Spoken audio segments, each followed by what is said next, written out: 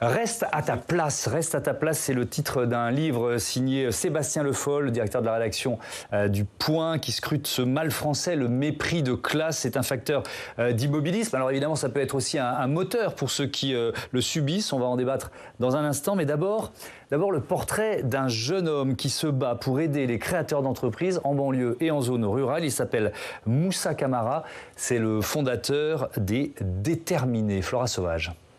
Moussa Camara est parti de rien. Né à Cergy-Pontoise, une fois son bac pro logistique en poche, il crée à 21 ans son entreprise de sous-traitance d'opérateurs télécoms. L'aventure va durer 5 ans avant de se solder par un échec. Monter une boîte à l'âge de 20 ans où vous n'avez pas forcément de référence d'entrepreneurs autour de vous, où vous avez des difficultés pour comprendre comment marche l'administration d'une entreprise. Finalement, en fait, ma boîte, j'aurais pu la transformer, créer des centaines d'emplois, mais finalement, je n'ai pas réussi à passer ce cap-là parce que j'étais trop limité et j'étais seul. On va parler de ton projet et tout. Issu d'une famille modeste de 8 enfants, Moussa Camara aurait aimé être soutenu à l'époque. Il y a un plafond de verre. Ça, il est réel, il faut dire la réalité des choses. Après, sur la question où, si on veut, on peut, moi, j'y crois pas, en fait. Et cette phrase, ça veut dire que ceux qui ne réussissent pas, ceux qui aujourd'hui, malheureusement, n'ont pas la chance de réussir, c'est qu'ils ne veulent pas s'en sortir. C'est faux. Tout le monde n'a pas cette capacité, donc il faut amorcer des petites solutions qui vont permettre déjà à certains de lever la tête de l'eau. Afin d'inciter les jeunes issus des quartiers prioritaires à monter leur entreprise, il crée une association qu'il intitule Les Déterminés. Toute la jeunesse qu'il y a dans nos quartiers, dans nos villes, dans les territoires périurbains, dans nos campagnes, ils ont cette volonté de s'en sortir, ils ont cette énergie, cette niaque. Maintenant, il faut créer les passerelles, il faut donner des outils et il faut favoriser tout ça. Parce que demain, je suis intimement convaincu que grâce au développement économique, grâce aussi à l'inclusion économique, qu'on va réussir à tirer une réussite sociale de toutes les populations. En 6 ans, l'association Les Déterminés a formé plus de 400 personnes comme Radouane. Issu de Mantes-la-Jolie, il a bénéficié de ce programme d'accompagnement gratuit pour monter sa boîte. Je suis le fondateur de Mon Petit Lait. Mon Petit Lait, c'est la vente de lait frais en circuit court sous forme de consigne via des moyens de transport écologiques. Et tout ça pour permettre aux producteurs fermiers d'être rémunérés à un meilleur prix. Moi, j'avais simplement l'idée, mais par contre, j'avais besoin d'un cadre. Et donc, Les Déterminés, pendant 6 mois, ils m'ont apporté ce cadre-là. Trouver un financement, se constituer un réseau, autant de démarches qui n'étaient pas si faciles pour Radouane. Il y a des personnes qui sont nées avec un budget, avec une famille qui vont leur donner les contacts et en passant 3 coups de fil, ils auront monté une boîte avec un capital important. Nous, de ce côté-là, on n'a pas cette chance-là. Peut-être qu'à l'avenir, en fait, avec ce type d'association et des personnes inspirantes, on aura des contacts comme ça et on pourra aider d'autres jeunes pousses qui voudront entreprendre. Depuis sa création, plus de la moitié des participants à ce programme ont créé leur propre entreprise. Pour débattre des ravages du mépris à la française, j'accueille Sébastien Le Foll. Bonjour. Bonjour. Vous publiez donc Reste à ta place, c'est chez Albin Michel. C'est évidemment votre livre qui nous a donné envie de monter ce débat. À vos côtés, Annabelle Alouche, bonjour. Bonjour. Bienvenue, vous êtes maître de conférences en sociologie à l'université de Picardie Jules Verne. Vous publiez Mérite, c'est aux éditions Anna Mosa. Bruno Cotrez, bonjour. Bonjour. Chercheur au CNRS et au CEVIPOF. Vous avez notamment co-rédigé cette grande enquête intitulée La France en morceaux, enquête qui scrute, analyse nos fractures territoriales. Laetitia Krupa, toujours à mes côtés. Peut-être une petite réaction à ce reportage pour commencer. La France dont parle Moussa Camara. Est-ce que vous diriez, Bruno Cotrez, que c'est la France des lisières? On a beaucoup parlé de cette France-là. Oui, clairement, c'est vrai que l'un des enjeux aujourd'hui très importants pour le pays, c'est effectivement cette question d'aller trouver les nouveaux talents de demain, les nouveaux talents de la société française. Il y a beaucoup d'acteurs de la société civile, il y a beaucoup d'acteurs dans les collectivités locales, aussi dans les régions, qui œuvrent pour cette belle cause qui est d'aller trouver l'initiative, d'aller aider des porteurs de projets et effectivement pour aider notamment non seulement au désenclavement sociologique mais territorial aussi de la société française. Donc cette histoire elle est effectivement très illustrative de toute une myriade de réalités qui existent au niveau des régions, au niveau des territoires, qui passent très souvent sous le radar de l'actualité politique. Et de l'actualité et des institutions, oui, des aides.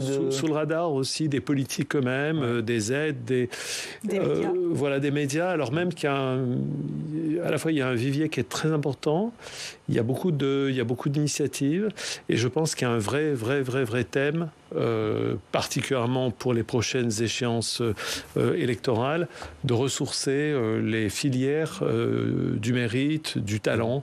Notre société française c'est des mots qu'on va employer beaucoup, pardon de nous interrompre, mais mérite, talent, mépris, bon, évidemment, ça va animer notre débat. Je voudrais vous entendre, Annabelle Allouche, là-dessus. On se prive de milliers de talents qui renoncent parce qu'ils n'ont pas trouvé un Moussa Camara pour leur donner le petit coup de pouce. C'est vrai, mais en même temps, ce qui m'impressionne toujours, c'est à quel point on croit au mérite.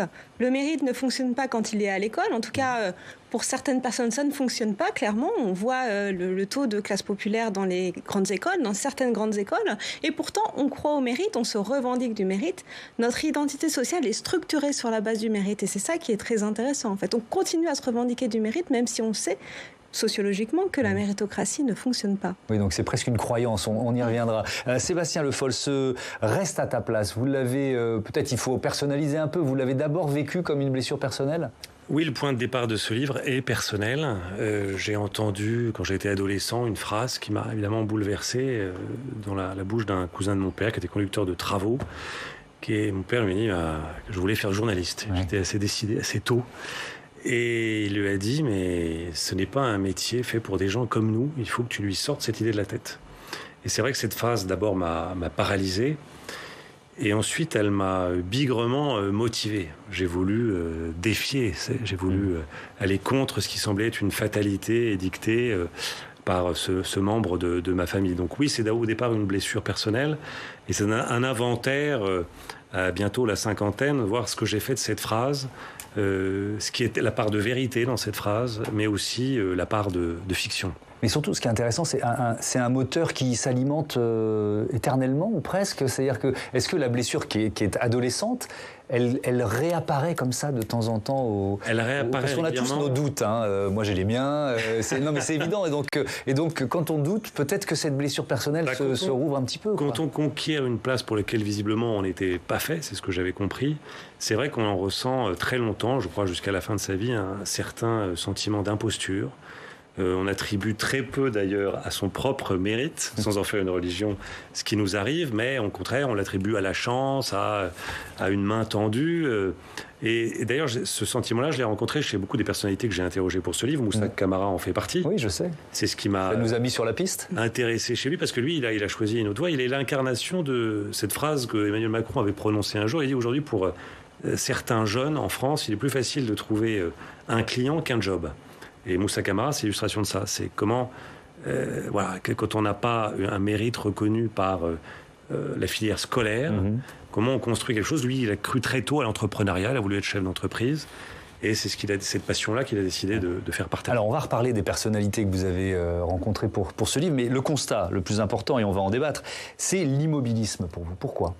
Comment vous faites le lien entre ce mépris qui se diffuse un peu partout et l'immobilisme ? Le mépris, c'est un sentiment très partagé. Moi, j'ai beaucoup méprisé, je le confesse dans ce livre. D'ailleurs, je ne m'en cache pas.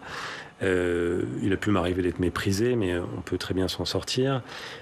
Pour moi, le mépris, c'est quelque chose. Il est institutionnalisé en France. Il est dans l'architecture même de notre organisation sociale, à la fois héritée de l'ancien régime. Je pense que la Révolution française n'a pas été terminée.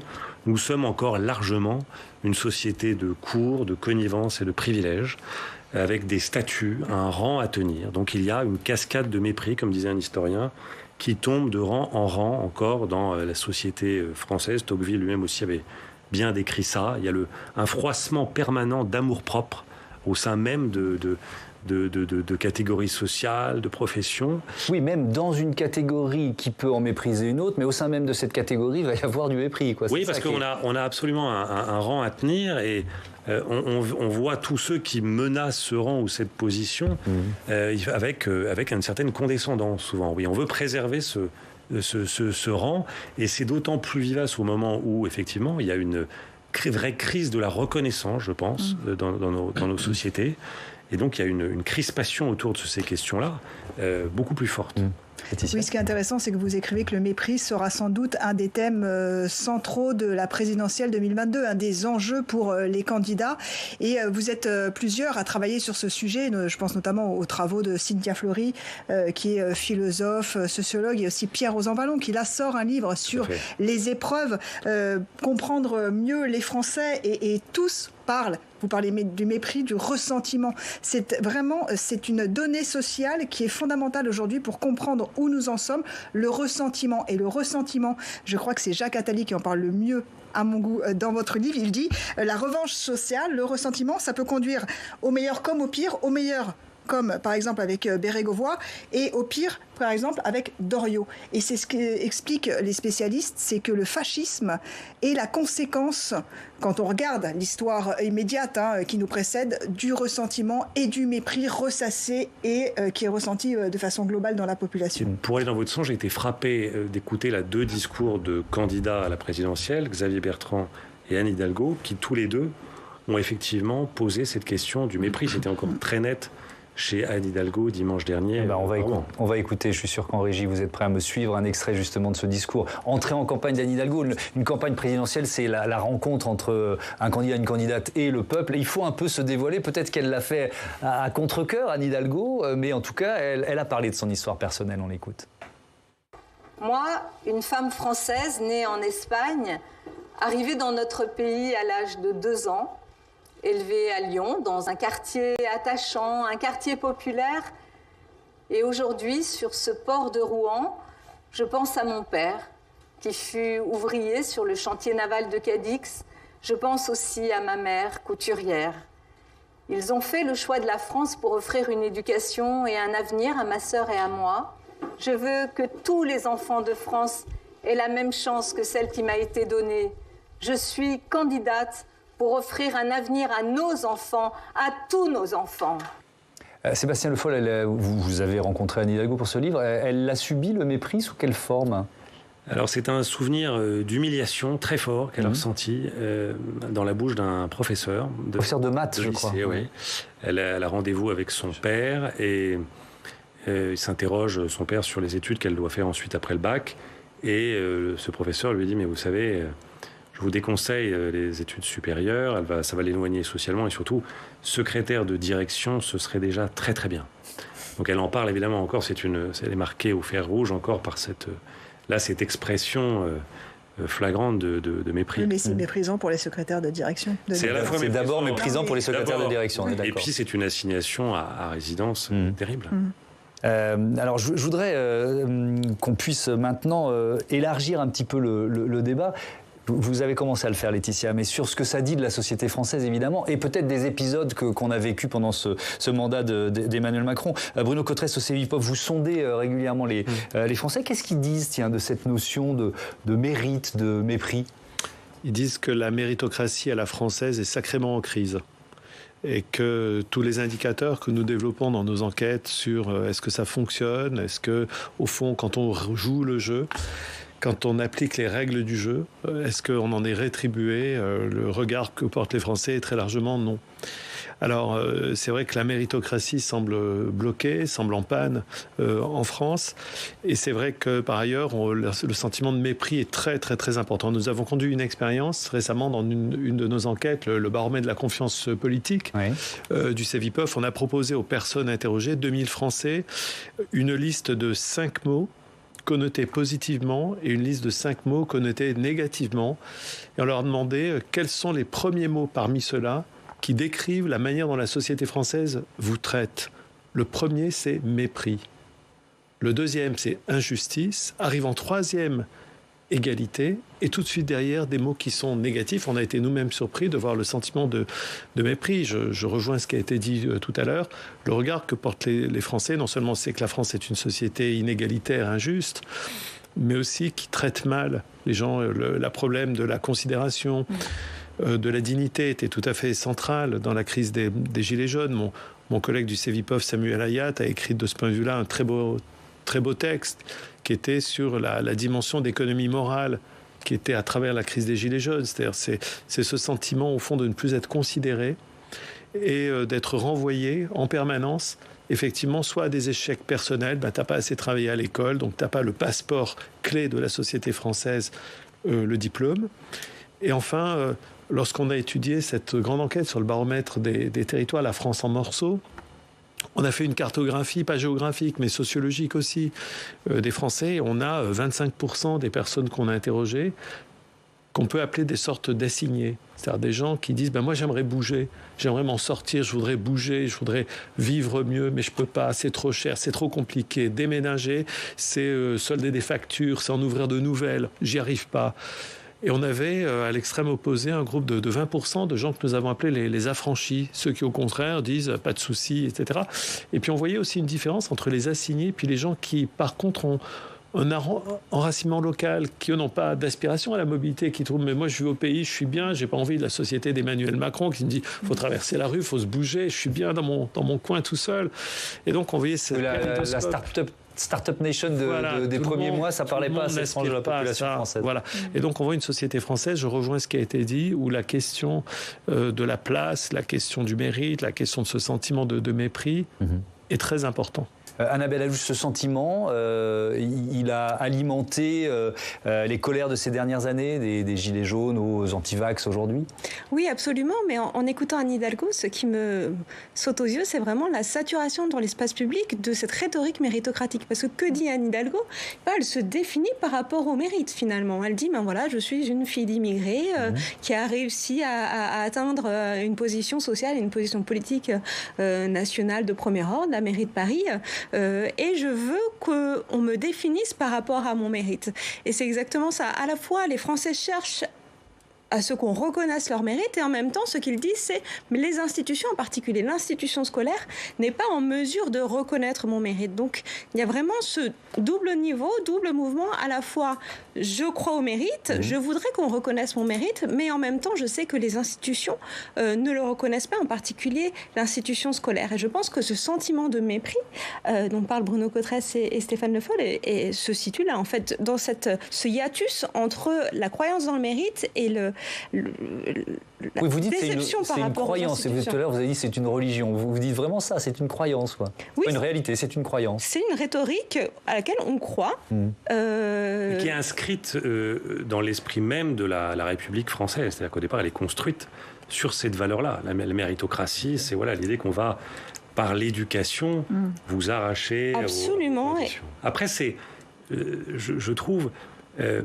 c'est pas de manière générale le procès du mérite qui est fait, c'est le monopole du mérite que aujourd'hui s'arroge une partie de la population.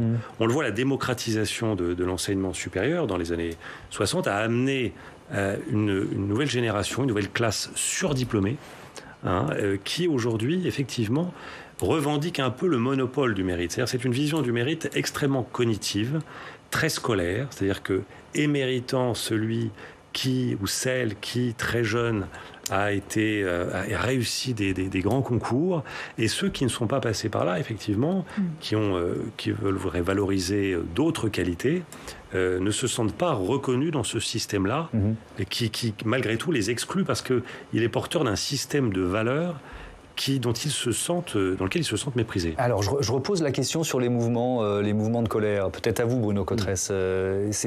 Vous faites le lien très clairement entre ce qu'on décrit là depuis quelques minutes et cette tension permanente qu'on sent dans la société française. Oui, très clairement.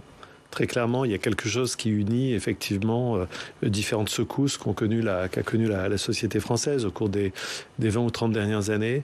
Effectivement, à cette grande question, la question de l'école, la question de l'intégration, de l'inclusion sociale à travers l'école est une véritable plaque tectonique de la société française. Et c'est vrai que si on suit les travaux des spécialistes de l'économie de la confiance, ils disent que tout se joue à l'école. Au fond, l'école est le premier espace public dans lequel le jeune citoyen va rencontrer la réalité du jugement des autres, de l'inégalité, le classement, la hiérarchie. Comme enseignant à l'université, à Sciences Po, c'est vrai que par exemple, j'ai toujours un vrai point d'interrogation que je dois continuer à noter des élèves qui sont à Bac plus 5. En me disant, mais il faut continuer à noter des gens que nous avons sélectionnés partout, que nous avons notés depuis leur plus jeune âge. Ils arrivent à Bac plus 5, il faut continuer à les classer, à les noter. Il y a quelque chose qui, effectivement, de ce point de vue-là, est un travers de la société française. C'est quoi l'alternative ? Je pense que l'alternative, c'est sans aucun doute déjà de repenser les dispositifs d'enseignement avec quelque chose qui mise davantage sur la prise d'initiative de l'élève aussi. Je ne suis pas un spécialiste de pédagogie, mais il me semble quand même qu'il y a là un travers de la société française qui n'insuffle pas, à travers les premières étapes dans l'école, la confiance en soi, la confiance dans les autres. Il faudrait apprendre à cultiver l'échec. Voilà, de dire que l'échec est une chance. Que l'échec est une chance, et qui tout de suite fait rencontrer le jeune citoyen à travers cette question de la hiérarchie et du classement par rapport aux autres. Et peut-être sortir du modèle unique de réussite sociale, parce que finalement, on comprend qu'il y a une vision monolithique de la réussite sociale qui est sur la forme ascendante. Pourquoi il faudrait toujours monter avec cet ascenseur social? Pourquoi on ne pourrait pas rester à son étage et être tout autant considéré, et dont on pourrait apprécier les qualités de chacun à chaque étage? Pourquoi faut-il toujours monter? Absolument, c'est une revendication des Gilets jaunes. De toute façon, les Gilets jaunes n'ont pas de revendication éducative au sens strict du terme. Ils ne demandent pas, par exemple, des places à l'université, mais ils demandent une reconnaissance de leur dignité de travailleur. Ils demandent une reconnaissance, une égalité fiscale, et ils demandent une reconnaissance de leur mérite in fine. Donc effectivement, le problème, c'est véritablement que le mérite est exclusivement, dans l'espace public, un mérite scolaire, au sens le plus réduit du terme, c'est-à-dire un mérite de grandes écoles, disons-le clairement. Laetitia, il y a une phrase qui a marqué le mandat d'Emmanuel Macron, il y en a eu plusieurs, mais il y en a une, c'est le premier de cordée. Comment vous l'analysez, comment vous la reliez au débat qu'on a en ce Je pense qu'elle illustre la faillite totale d'Emmanuel Macron dans son quinquennat, à parler, à tendre la main, à établir le dialogue avec cette France dite invisible, cette France qui se sent méprisée et qui ne se sent pas, dont on a enlevé la dignité. Voilà. Emmanuel Macron, il me semble, est incapable de le faire. Édouard Philippe a été incapable de le faire. Alors, ils sont bons dans les constats, mais quand Emmanuel Macron parle, on est en octobre 2017, c'est sa première interview télé, et il parle des premiers de cordée. D'accord ? Il dit, si on commence à acheter des cailloux sur les premiers de cordée, c'est toute la cordée qui dégringole. Alors après, il va faire des explications de texte en disant, mais vous n'avez rien compris. Alors il l'a fait au cours de la conférence justement qui suit la crise des Gilets jaunes, en disant, mais je parlais de l'accord parce qu'elle unit les Français, c'est la nation, c'est le ciment de la nation. Ensuite, il nous le dit, mais dans une cordée, il n'y a pas que les premiers, il y a aussi ceux qui assurent. Donc, enfin bon, il a fait vraiment voilà, il a sorti les rames. En tout cas, ce qu'on a compris, c'est qu'il s'adressait aux premiers de cordée, et c'est un peu le défaut d'Emmanuel Macron. Il est bon quand il parle au patron, on le comprend quand il leur dit attention, tenez bien votre corde, mais il ne parle pas à ceux qui sont en bas. Et en termes quand même, en marqueur, on va dire politique de son quinquennat, il a quand même supprimé l'ISF dans le même temps en arrivant à l'Élysée, et ça reste un marqueur très social de son quinquennat. C'est plusieurs choses différentes. Je pense que son programme de 2017 était un programme qui traitait de cette question-là. C'est-à-dire que c'était un programme ouvertement comme libéral, qui voulait rompre avec les statuts, la société de rente, qui est quand même une des sources quand même de ce mépris en France. C'est-à-dire que la société est bloquée aussi parce que le marché du travail est quand même aujourd'hui, avec notre droit du travail, conçu pour les insiders, les gens qui sont en place, qui ont déjà des contrats à durée indéterminée. Et ce système-là, c'est une machine de guerre contre les nouveaux entrants. Ceux qui veulent réussir. Donc, il avait un programme qui allait dans ce sens. Et le paradoxe, c'est qu'effectivement, quelques années après, et à la veille d'une élection présidentielle, on lui attend aujourd'hui un procès en mépris. Alors justement, on va faire le bilan du mandat d'Emmanuel Macron en matière de lutte contre les inégalités avec Steve Jourdain qui nous rejoint pour une nouvelle chronique. Quel bilan pour le président de la République? C'est le thème de votre chronique. Thomas, l'égalité des chances est une priorité. C'est pas moi qui le dis, c'est Emmanuel Macron. C'était Emmanuel Macron, c'était il y a un an, en septembre, c'était au Panthéon pour les 150 ans de la Troisième République. Écoutez-le. L'égalité des chances n'est pas encore effective aujourd'hui dans notre République. C'est pourquoi elle est plus que jamais une priorité de ce quinquennat. Nous irons plus loin, plus fort dans les semaines à venir pour que la promesse républicaine soit tenue dans le concret des vies.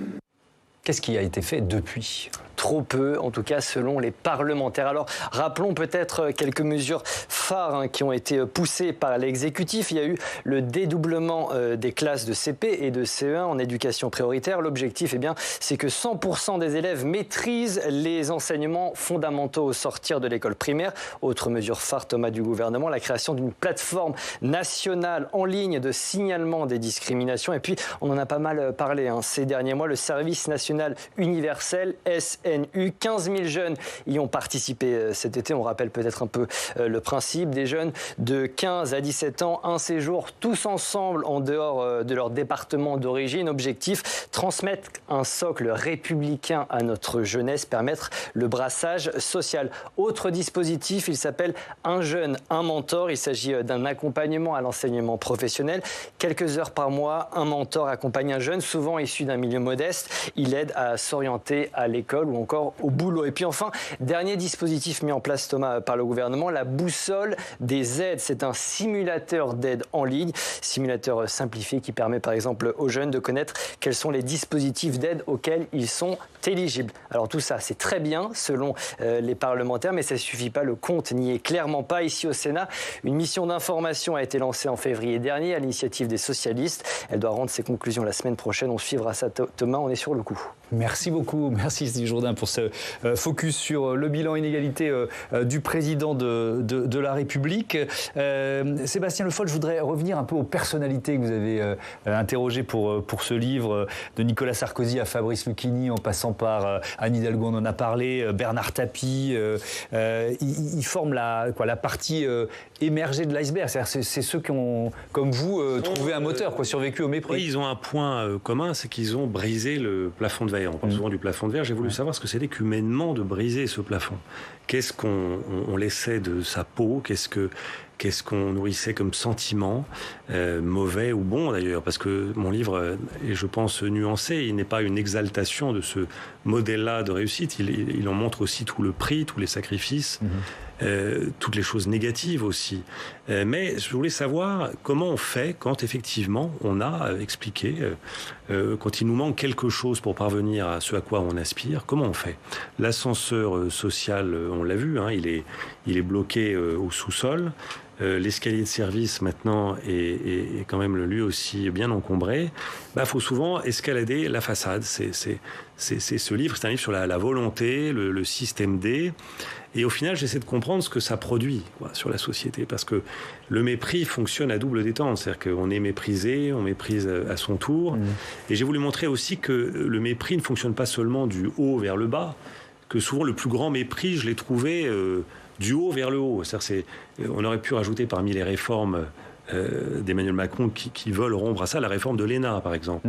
J'ai été frappé en interrogeant, par exemple, Jean-Pierre Jouyet ou d'autres énarques, qu'entre énarques, en fonction du classement de sortie, si on n'est pas major ou dans les 5 premiers, on se méprise royalement en fonction de sa place. Mais il y a une autre histoire qui concerne Valéry Giscard d'Estaing, c'est ça Valéry Giscard d'Estaing, j'ai interrogé le dernier directeur de l'ENA qui me raccompagne après notre entretien en m'expliquant que non, c'est exagéré de dire qu'il y a du mépris parmi mes énarques, et il me montre les photos de toutes les promotions de l'ENA, et je tombe sur la fameuse photo de la promotion Europe de Valéry Giscard d'Estaing, et il ne figure pas sur la photo. Je lui demande pourquoi. Il me dit, mais parce qu'il venait de Polytechnique. Et donc on avait accepté qu'à ce moment-là, qu'il y ait une dérogation, il y avait un ou deux polytechniciens. Il n'avait pas passé le concours, le même concours que les autres, etc. Et les autres étudiants ne voulaient pas qu'il figure sur la photo. Donc ça, c'est bien du mépris au sein même de l'élite. Alors, il y a un autre exemple, Laetitia Krupa, c'est celui de l'écrivain Édouard Louis. Il se vit comme un transfuge de classe, c'est ça ? Oui, il l'a dit ce matin, il était l'invité de la matinale de France Inter, et en fait, il a sorti un nouveau livre qui s'appelle « Changer 2 points méthode ». Il explique, lui, comment il a réussi à passer d'un monde, le monde populaire, ouvrier, au monde bourgeois. Et vraiment, il explique toutes les étapes. Et lui, son gimmick, si vous voulez, sa ligne en tout cas de combat, c'est qu'il faut inverser l'échelle des valeurs et l'échelle des étiquettes sociales. Écoutez-le. Moi, ce que j'ai appris de cette trajectoire aussi, c'est à quel point la bourgeoisie et les classes dominantes sont des classes assistées. Vous voyez, on dit toujours des pauvres, c'est des assistés, il y a de l'assistanat. Mais moi, je peux vous dire qu'en ayant vécu des deux côtés du monde, je vois à quel point la bourgeoisie est assistée depuis la naissance, à tous les privilèges, à le capital scolaire, et qui font que moi, par exemple, j'ai entendu le mot classe prépa 2 mois avant de passer le bac. Et il y a des gens dans des milieux privilégiés qui savaient déjà ce que c'était, qui étaient déjà préparés à ça. À l'âge de 5 ans. Et en fait, quand on a une trajectoire de transfuge comme ça, on se rend compte que dans les classes populaires, si vous voulez passer le bac, il faut être Einstein, et dans la grande bourgeoisie, il suffit d'être un peu limité intellectuellement. Alors, il parle même d'une transformation physique, c'est ça, celui qui s'est fait connaître en écrivant Eddie Bellegueule? Oui, en finir avec Eddie Bellegueule, qui est son vrai nom. Donc, il a changé de nom, mais il n'a pas changé que de nom. Il avait fait une entrée fracassante, c'était 2014, ce livre. Donc, ça fait 7 ans qu'il termine sa transformation en changeant ses dents, en changeant ses cheveux, ses vêtements, son accent et les mots. Il ne dit plus manger, mais il dit déjeuner. Il dit, voilà, donc il explique vraiment étape après étape comment il rentre dans la bourgeoisie et finalement il y est accueilli. Et ce qui est intéressant chez Édouard Louis, c'est que ce n'est pas uniquement un écrivain, c'est qu'il est aussi engagé politiquement. C'est-à-dire qu'il est devenu une figure de proue du mouvement de la gauche radicale qui met au centre du débat la race, le sexe, le genre. Vous voyez, toutes ces thématiques très modernes qui vraiment collent à notre époque. Il en est, encore une fois, une incarnation. Donc c'est intéressant, en tout cas, le parcours de cet écrivain-là. Certains disent qu'il est un très bon aussi marketeur d'édition, c'est-à-dire qu'il creuse un sillon et qu'il a trouvé un bon sillon. J'en sais rien. En tout cas, il a le mérite de mettre sur la table des thématiques qui sont d'actualité. Oui, et puis moi je retiens ce qu'il a dit dans la partie de l'interview que vous avez sélectionnée, la bourgeoisie et les classes dominantes, classes assistées. C'est quand même c'est intéressant comme affirmation. Oui, c'est intéressant parce que justement, il veut retourner d'une certaine manière l'image d'assistanat qui collerait au milieu, aux classes défavorisées. Et effectivement, il a raison. On peut dire que tout converge pour que les milieux favorisés perpétuent leurs avantages. Effectivement, d'une certaine manière, avoir une famille qui très vite se mobilise sur l'éducation, qui a du capital relationnel, qui a du capital économique, où les enfants ne voient pas leurs parents dans des soucis financiers depuis leur plus jeune âge, c'est effectivement une assistance fondamentale. C'est une assise fondamentale. Alors, le thème qu'il traite est vraiment un thème intéressant. C'est pas seulement qu'il a une personnalité intéressante, mais le thème qu'il traite est vraiment intéressant. C'est un ressort classique aussi de la littérature, qui est l'intrus ou l'intrusion, l'effraction pratiquement dans un milieu social. Bel-Ami. Voilà, tout à fait, Bel-Ami. Et ça se finit souvent tragiquement, d'ailleurs, dans la littérature, parce que le personnage est rattrapé par finalement son origine, très souvent. Mais c'est vrai que c'est un thème qui a traversé la culture littéraire française de longue date. Je raconte ça aussi dans mon livre, moi aussi, ma métamorphose, parce que je raconte comment, c'est vrai que je vois très bien ce qu'il veut dire. Quand je suis arrivé à Paris, je ne sais pas forcément tenir les couverts comme il fallait, ou je disais effectivement manger au lieu de dîner.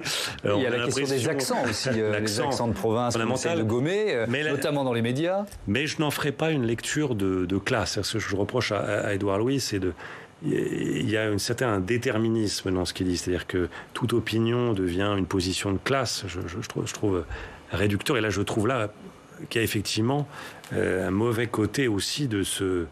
moi j'en tire aucune gloire d'être sorti d'un milieu assez modeste. J'en fais pas non plus une revendication politique, mais c'est vrai, comme le dit Olivier Dussopt, le ministre des Comptes publics que j'ai interrogé, il dit c'est vrai, quand on quitte un milieu comme ça, on n'est plus tout à fait de ce milieu-là, mais on n'est pas tout à fait reconnu par le milieu qui nous accueille. Alors, les entreprises peuvent-elles sauver la France de son immobilisme ? Pour ça, j'ai voulu interroger un chef d'entreprise, s'appelle Jérôme Miara. C'est le PDG d'OBA avec nous en visioconférence, société spécialisée dans le conseil RH et dans le domaine des politiques publiques en matière de formation. Bonjour, bienvenue dans Sens Public. Est-ce que l'immobilisme de la société française, ça parle particulièrement aux consultants RH que vous êtes ? Ah oui, tout à fait. Donc bonsoir à tous. Oui, l'immobilisme se traduit au niveau des entreprises et je dirais plus largement de l'économie par une mobilité qui n'est pas assez forte. pour rejoindre ce qui a été dit par rapport à l'ascenseur social, on sait quand même que la mobilité, c'est le premier vecteur d'ascenseur social, c'est ce qui permet de diffuser les compétences, d'explorer de nouveaux territoires. Et on voit bien que aujourd'hui, les transformations que vivent les entreprises ne permettent pas forcément d'accroître cette mobilité. Je vous donne un exemple sur la transition digitale. On voit bien que cette transition digitale est en train de détruire plutôt des emplois dans les villes moyennes pour recréer des emplois plus qualifiés dans des grandes métropoles. Donc on est aujourd'hui dans une situation finalement où l'urgence compétence s'accélère. On connaît le classement de la France dans les grands indicateurs internationaux relatifs à l'éducation, que ce soit pour les collégiens ou pour les actifs, entre 25 et 65 ans. Et on voit que la France décroche. Donc ça ne va pas dans le sens d'une bonne mobilité. Alors maintenant, comment on fait je reprends la main une seconde. Vous interpellez d'ailleurs les candidats à la présidentielle sur ce que vous appelez l'urgence compétence. Mais je voudrais reprendre, on a beaucoup parlé d'immobilisme et évidemment beaucoup parlé de mépris. Mais est-ce que finalement le monde de l'entreprise, avec son organisation qui est très souvent pyramidale, il y a quelques entreprises, je pense à un grand groupe comme Decathlon qui a essayé de passer à une organisation plus horizontale. Bon, le monde de l'entreprise, est-ce que c'est pas aussi et parfois surtout le monde du mépris ? Alors je ne sais pas si c'est le monde du mépris. En tout cas, ce qui est sûr, c'est que les inégalités qu'on peut trouver au niveau de l'éducation nationale, on les retrouve d'une certaine manière au niveau de l'entreprise. De manière générale, on voit par exemple que les efforts de formation vont plutôt porter sur les personnes déjà qualifiées, déjà même très qualifiées. On voit que la mobilité au sein de l'entreprise va plutôt être destinée aux personnes qualifiées. Donc il y a un véritable effort à faire vis-à-vis des personnes qui ont des qualifications, on va dire, faibles, pour réussir à les hisser dans ce système qui est un système vertueux, finalement, où la compétence permet justement d'accéder à cet ascenseur social, d'accéder à une mobilité qui permet... encore une fois, de développer le bien-être, de développer la qualité de vie au travail et de pouvoir s'extirper de ces zones un peu d'immobilisme. Oui. Sébastien Le Foll, ça vous sert? Oui, je dis, sauf pour les femmes encore beaucoup, même si les choses changent. La reconnaissance de la compétence ne suffit pas pour accéder à des postes à haute responsabilité. Elles sont quand même sous-représentées dans les instances dirigeantes des entreprises. J'interroge d'ailleurs dans mon livre une des très grandes chasseuses de tête qui est chargée de trouver les patrons des grands groupes du CAC 40. Elle cite cette phrase édifiante. Quand elle a ouvert son cabinet, on lui a dit « Sauf votre respect, ne nous présentez pas de femmes pour les postes élevés ». Donc c'est pas encore... Pour quelle raison? Le mépris concerne encore pas mal les femmes. Je suis curieuse de connaître les raisons. Les raisons... Alors ça, c'était à l'époque où elle a ouvert. Elle dit qu'elle raconte que ça a beaucoup évolué, mais encore aujourd'hui, il y a un a priori, en tout cas dans la direction des entreprises, où on estime qu'une femme, peut-être qu'elle sera moins disponible, qu'elle a... Enfin, il y a toujours... alors qu'on voit que même scientifiquement, on peut prouver qu'une entreprise qui fait la part belle aux femmes dans les instances dirigeantes est beaucoup plus efficace. C'est ce que j'allais demander à Jérôme Mira pour conclure. Les entreprises qui ont des femmes dans leur COMEX ou dans leurs instances dirigeantes, elles sont plus efficaces, on l'a prouvé ça. Alors, elles sont performantes.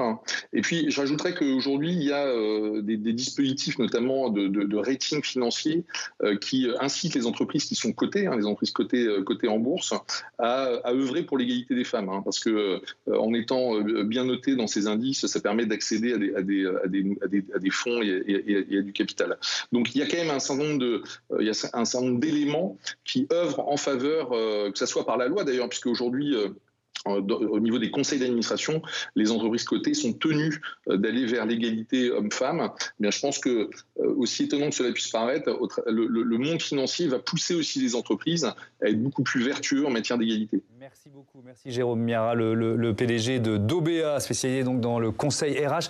Annabelle Allouche, on parlait d'égalité, d'inégalité. Le mérite, il sert aussi, ou peut-être surtout, à justifier les inégalités? Absolument. C'est même sa fonction première. C'est légitimer les inégalités sociales, les invisibiliser en quelque sorte, et effectivement faire en sorte que même ceux qui sont les victimes en quelque sorte de la méritocratie y croient tout de même. Et tous les récits dont on a parlé, Die Belle-Gueule, etc., en fait, finalement, contribuent à faire que l'on y croit encore et malgré tout. Sébastien Le Foll, on est à la conclusion de ce débat. Les solutions, elles sont en chacun de nous, finalement. Oui, j'aimerais le croire, mais je ne voudrais pas qu'on conclue à la lecture de mon livre que le mépris est une chance. Il a pu l'être éventuellement pour quelques personnalités. Oui, mais il y a un effet loupe avec les personnalités que vous avez interviewées. Au contraire, il faut sortir de cette spirale. Hein. On l'évoquait, et ça passe par beaucoup de pistes. Hein. L'école, mais il y a aussi une vraie réflexion à avoir sur la place de l'État, la centralisation du pays, le droit du travail aussi. Et vous voyez, on parlait de l'entreprise. Le gros des entreprises en France, c'est des petites et moyennes entreprises. Et parmi la partie de la population aussi qui se sent quand même assez méprisée, il y a les chefs de ces entreprises-là qui estiment qu'alors qu'ils prennent tous les risques, qu'ils font tourner l'économie, on ne reconnaît pas leur mérite à juste titre. Merci beaucoup Sébastien Le Foll. Reste à ta place, c'est donc le titre de votre livre publié chez Albin Michel. Annabelle Allouche, vous publiez Mérite aux éditions Anamosa. Merci Bruno Cotrez, je rappelle que vous êtes chercheur au CNRS, au CEVIPOF. Merci Laetitia. À jeudi, c'est ça, vous êtes là les mardis et jeudi. Demain, l'invité politique d'Oriane Mancini dans Bonjour chez vous, hein, c'est bien le titre de l'émission. C'est Jean-Baptiste Lemoyne, le secrétaire d'État chargé du tourisme, des Français de l'étranger et de la francophonie. On me voit souvent brandir mon bic dans les émissions, c'est un tic que j'ai, donc ce bic est magnifique, hein. Il est très green et il m'a été prêté par la rédactrice en chef de l'émission, Isabelle Passet. Merci Isabelle, j'espère peut-être j'en aurai un rouge demain, on verra bien. Allez, salut à tous, à demain.